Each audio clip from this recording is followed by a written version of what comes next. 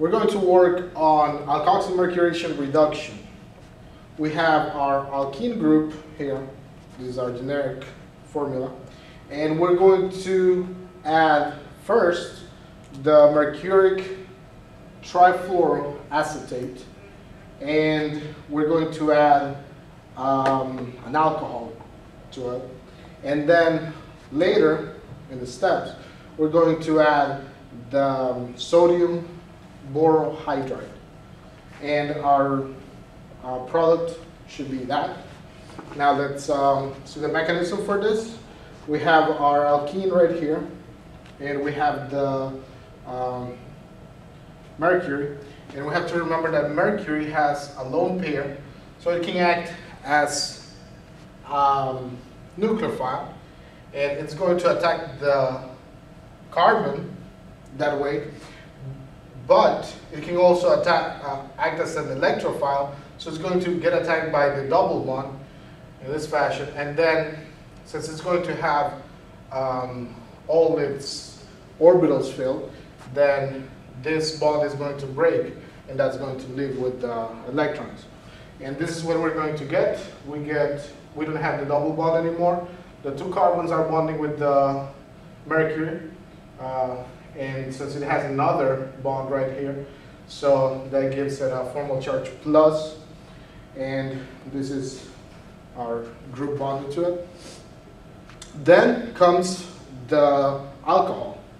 So we know that this oxygen is partially negative, so it's going to attack a carbon, which is going to be partially positive, and then when it attacks it, the bond between this carbon and the mercury is going to leave, and it's going to stabilize the positive charge, and it's going to leave it without any charge. And then the oxygen is going to have 3 bonds, so it's going to have formal charge plus. Then we copy whatever is there, we copy it here, and we can see that we have an acidic hydrogen right here. So this base is going to come and it's going to pick up that proton. So the electrons of this bond are going to go to the oxygen to stabilize the positive charge, and we're going to get this. Then we copy whatever is there, and we come to the second step of the reaction. This here is the second step, and we know that we're going to react this with NABH4, and this is the reduction. We have to remember that reduction is whenever we add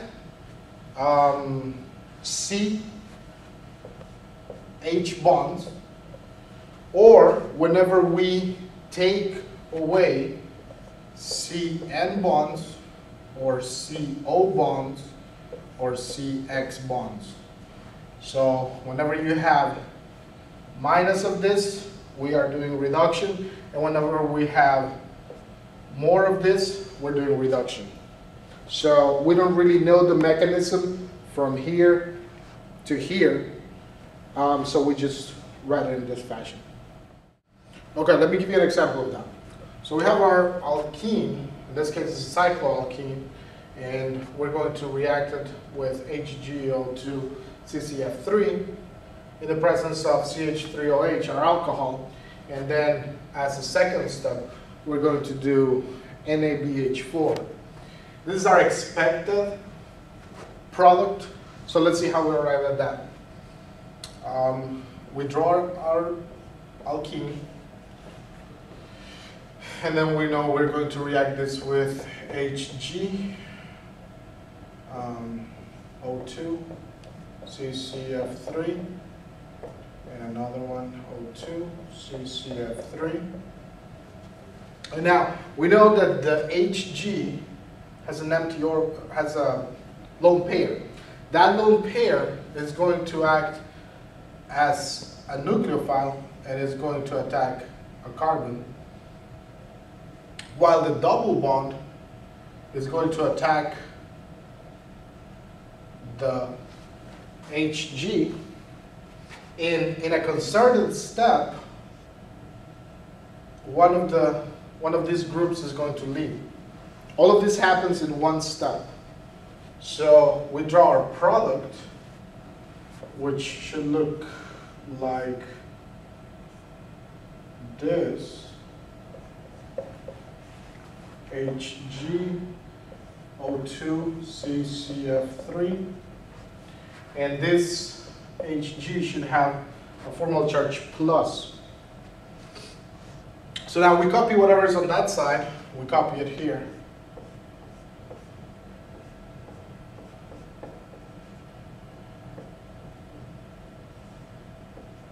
CCF3 and plus charge. And then we're going to react this with our alcohol. And we know that our partially negative oxygen is going to attack one of the carbons. And then this bond is going to break to stabilize that plus charge. So our product is going to be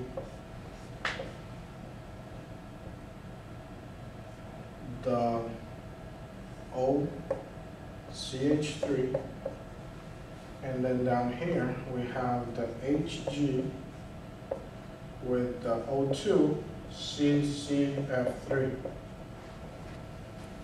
Now, we're going to copy again that side here. OCH3, and then here Hg O2CCF3.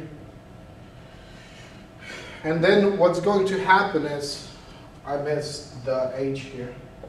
This has an H, so this makes it a formal charge plus, the same as this one, formal charge plus.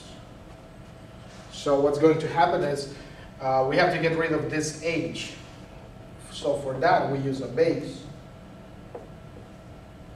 And that is going to attack this acidic hydrogen, and the bond, the electrons in the bond are going to go to the oxygen to stabilize that plus charge. Then we're going to get, as a product,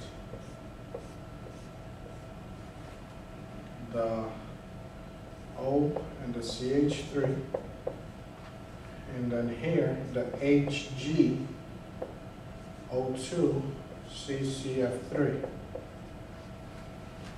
Now, what we're missing is to get rid of this group, because our product doesn't have it. So we're going to copy that.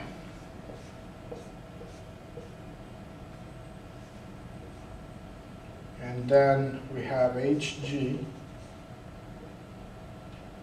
O2CCF3. And then comes the second part of the reaction, which is reacting it with sodium borohydride. And that is going to be a reduction, because we're going to add one more hydrogen, one more carbon-hydrogen bond, and we're going to get rid of this whole bulky group. So we don't really know how that happens. We don't know the mechanism for it. But we know that this is the product. Okay, another example. We have our alkene right here. We're going to react it with mercuric trifluoroacetate, methanol, and secondly, we're going to add sodium borohydride. And our expected product should be this ether right here. So let's see the mechanism. Is we copy this. CH2, we know that we're going to use the Hg part first. Hg, and then O2CCF3. And another one, O2CCF3. Now we know that this has lone pair, so that's going to be our nucleophile, and this is going to attack one of the carbons, and it's also going to serve as an electrophile because the double bond is going to attack it, and in the same step, one of these groups is going to leave. So, we expect our product to look like this: CH3, CH, CH2, and then our cyclic structure right here, and this O2CCF3, and the Hg should have a formal charge of plus. Then I'm going to copy whatever is on that side right here. So CH3, CH, CH2, the cyclic structure, and O2, CCF3, and the formal charge. And I'm going to react it with the methanol. So we bring the methanol, CH3OH. We know that the OH is, the O in the OH is partially negative. So now we come across to which carbon is it more likely to attack. Now, we know through stability of carbocations that secondary is better than tertiary. And we know that as this oxygen approaches this carbon becomes partially positive. As this oxygen approaches this carbon, this one becomes partially positive. So since we want the partial positive charge to be in the secondary carbon, then this oxygen is going to attack, is more likely to attack the secondary carbon. When that happens, this bond breaks and the electrons stabilize the positive charge. So what we get is CH3, CH, the O, CH3 here, then CH2, and then Hg, O2, CCF3.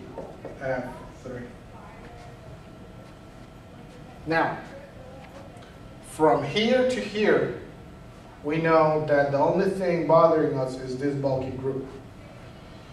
So in order to get rid of that bulky group, we need a reduction. So we're going to copy that molecule right there. CH3, CH, O, CH3, then CH2, then Hg, O2, CCF3, and then we're going to add with the second step of the reaction plus NaBH4, and we really don't know how this works, but we know that that's a reduction because it's going to take care of this group and then it's going to add a hydrogen. So our result is CH3, CH, O, CH3, and CH3 here. That's our ether.